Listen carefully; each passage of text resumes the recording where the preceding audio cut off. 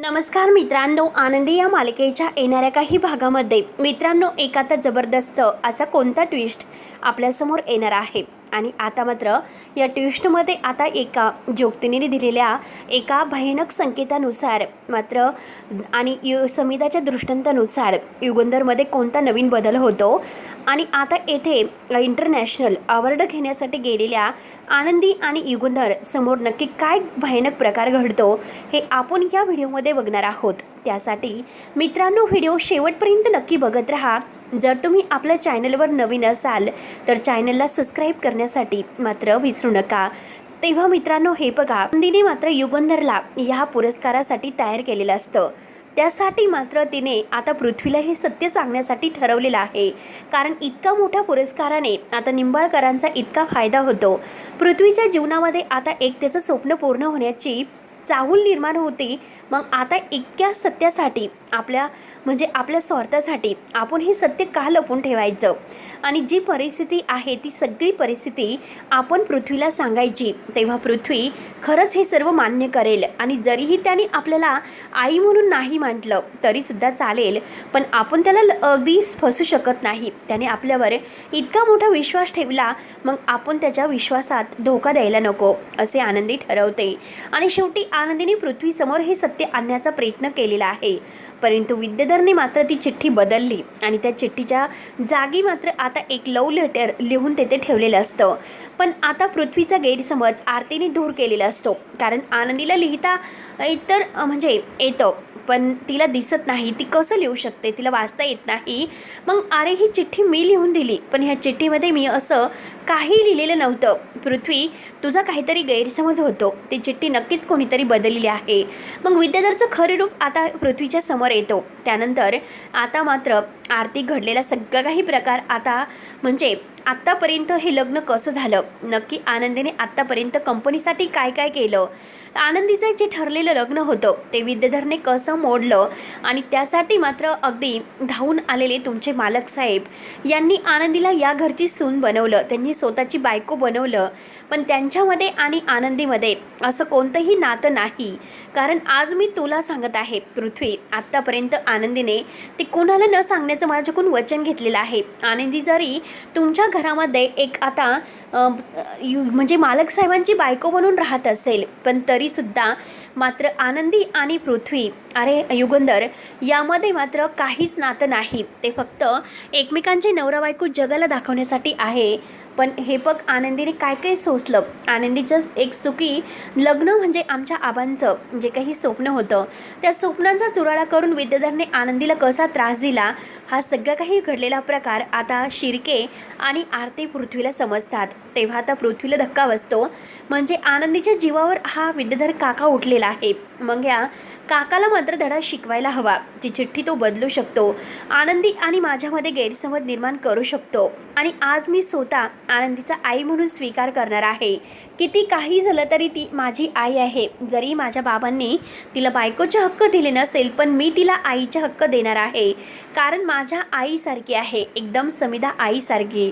आनंदीमध्ये तेच गुण आहे, आनंदीच्या हातामध्ये तेच आता जादू आहे।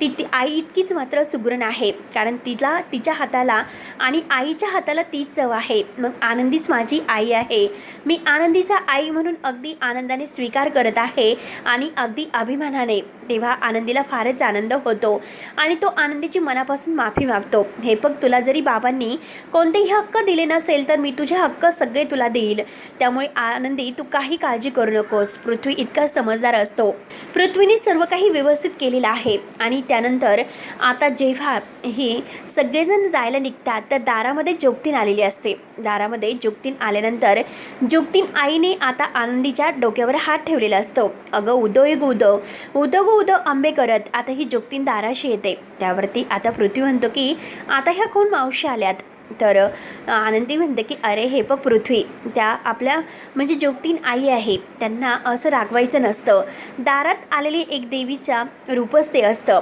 तेव्हा पृथ्वी त्यांच्या पाया पडतो, तेव्हा लगेच जोगतीन म्हणते की सुखी राहा आणि हे बघ मुला, तुला आज मी एक सत्य सांगत आहे, ह्या मायेचा स्वीकार कर।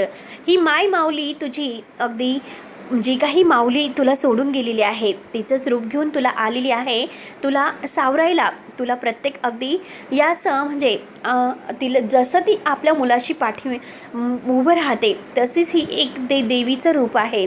आणि हे बघ, अरे हिला जरी दिसत नसलं पण ती तुझी एक पाठराखीण आहे, त्यामुळे तू तिचा सांभाळ कर, तिचा रागराग कधीही करू नको. आणि या घरात या मुलीला आत्तापर्यंत कोणतेही हक्क दिले गेलेले नाही आणि आता या घरावर एक असं सावट उभं राहणार आहे आणि ते सावट नक्की या घरातील एकच व्यक्ती आहे आणि ती व्यक्ती ती सावट आणण्याचा प्रयत्न करणार आहे. म्हणजे या घरातील जो काही हा कर्ता पुरुष आहे आणि या मुलीचा सौभाग्य आता जे काही आहे तर तिच्या सौभाग्याला धोका आहे आणि या घरातीलच एक व्यक्ती त्याच्या जीवावर उठलेला आहे. त्यामुळे आता तुला काय करता येईल मुली ते तू कर, परंतु आपल्या सौभाग्याला वाचव. आपलं सौभाग्य हेच तुझं खरं रूप आहे. कारण तुमचं जरी नातं हे जगाला दाखवण्यासाठी असलं पण तरीसुद्धा लवकरच मुली तुला ते सुख मिळणार आहे. तू काही काळजी करू नकोस, सगळं काही अगदी मनासारखं होईल. आता या घरची माऊली तूच आहे आणि या घराचा सांभाळ कर. सगळं तुझ्या हातात आहे, सगळं काही व्यवस्थित होणार आहे. आणि बघ, आता माझा आशीर्वाद तुझ्या पाठीशी आहे. जसं तुला घेता येईल तसं तू घेत राहा आणि जसं तुला देता राहील तसं तू देत राहा. या मुलांना प्रेमाचा आपल्या मायेच्या पंखाखाली वाढव, त्यांना कशाचीही कमी पडून देऊ नकोस. आणि लवकरच बघ कसं आता देवी आईच्या चमत्काराने सगळं काही छान होतं. या घरात लवकरच आनंदाची गुढी उभारेल आणि जे काही दुःखाचं सावट आहे ते दूर होईल. म्हणून मात्र आता ज्योतिनीने आनंदीला खुश केलेलं असतं. आनंदी आता ज्योतिनाईचा पाया वगैरे पडते आणि तिला साडी चोळी देऊन तिची आता ओटी भरते आणि सगळं काही आता तिचा आशीर्वाद घेते. तेव्हा ज्योतिन खुश होते. ज्योतिन म्हणते की उदो व आंबे उदो, असे करत आता ज्योतिन निघून जाते. त्यानंतर आता सगळेजण पुरस्कारासाठी निघलेले आहेत. पुरस्काराला आता आनंदीसाठी मात्र युगंधरने छान तिचा मस्त मेकअपसुद्धा केलेला आहे आणि मितालीने मस्त आता तिचा इतकं छान तिच्या केसात गजरा माळलेला आहे. आनंदी खूपच सुंदर दिसत असते, एकदम समिधाचंच रूप. इकडे समिधाला झाकावं आणि तिकडे मात्र आनंदीला बघावं, असं काहीतरी दोघींच्या रूपात साम्य असतं. म्हणून मात्र आता दोघी एकत्र एका म्हणजे सारख्याच दिसत असतात. पृथ्वी जेव्हा आनंदीकडे बघतो तर त्यातमध्ये त्याला आपली माऊली समिधा दिसते. म्हणून तो खूप खुश होतो आणि म्हणतो की हे बघ आता आई. जेव्हा पृथ्वी आई म्हणतो तर आता आनंदीला फारच आनंद होतो. कारण आता मिताली आणि पृथ्वी आनंदीच्या हाताला धरून युगंधराच्या हातामध्ये आता ह्या आई म्हणजे आनंदीचा हात देतात आणि आता यांनी हे नातं स्वीकारलेलं आहे. म्हणून मात्र सगळ्यांना फारच आनंद होतो. त्यानंतर सगळेजण मात्र आता इकडे पुरस्कार घेण्यासाठी आलेले आहेत.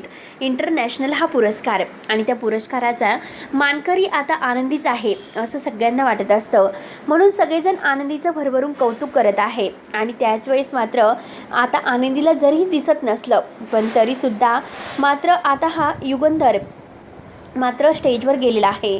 परंतु विद्याधरने मात्र आता तेथेसुद्धा युगंधरची नाचकी होण्यासाठी काहीतरी प्लॅन केलेला असतो. त्याची अशी नाचकी झाली पाहिजे की आता मीडियाला त्यांनी सांगून ठेवलेलं असतं की आनंदी आणि पृथ्वी या दोघांचं नातं जगासमोर आलंच पाहिजे.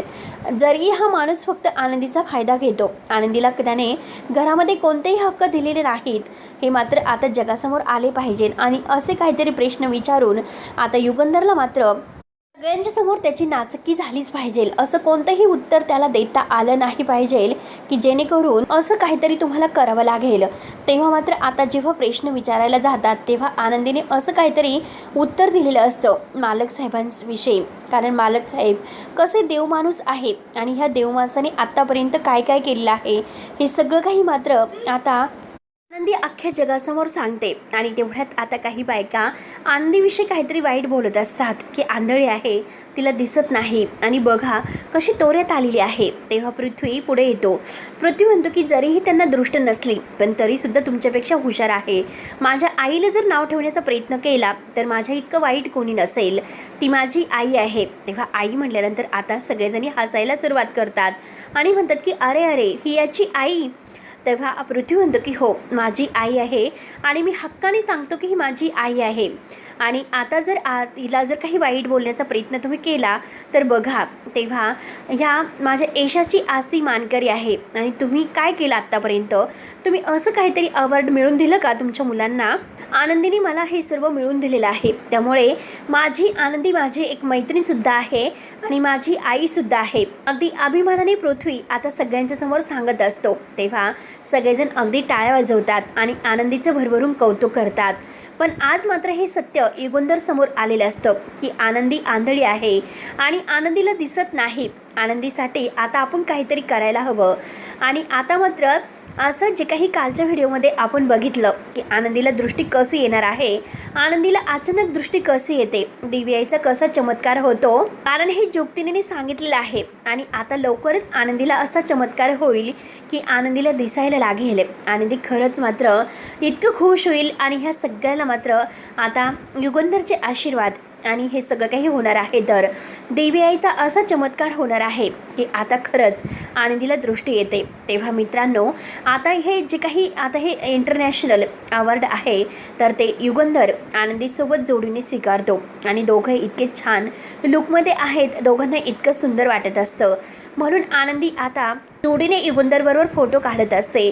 पण युगंधरला वाईट वाटतं, आनंदीला दिसत नाही. आपण खरंच हे अगोदर मंत्र समजायला होतं, कारण आज या रूपाने सत्य आपल्यासमोर आले. पण आनंदीने एकाही बाजूने आपल्याला आत्तापर्यंत हे सांगितलेलं नाही, कारण इतकं मोठी गोष्ट तिने आपल्यापासून लपवली. स्वतः बाबतीत तिने सगळं काही लपवलं, म्हणजे ती स्वतःचा विचार न करता फक्त आपला विचार करत आहे. आपण तिला समजून घ्यायला हवे, तिला हक्क द्यायला हवे, असं मात्र आता ह्या युगंधरच्या लक्षात येतं. म्हणून युगंधर सगळ्यांच्या समोर आता आनंदीचा हात धरतो आणि आनंदीचा स्वीकार करतो.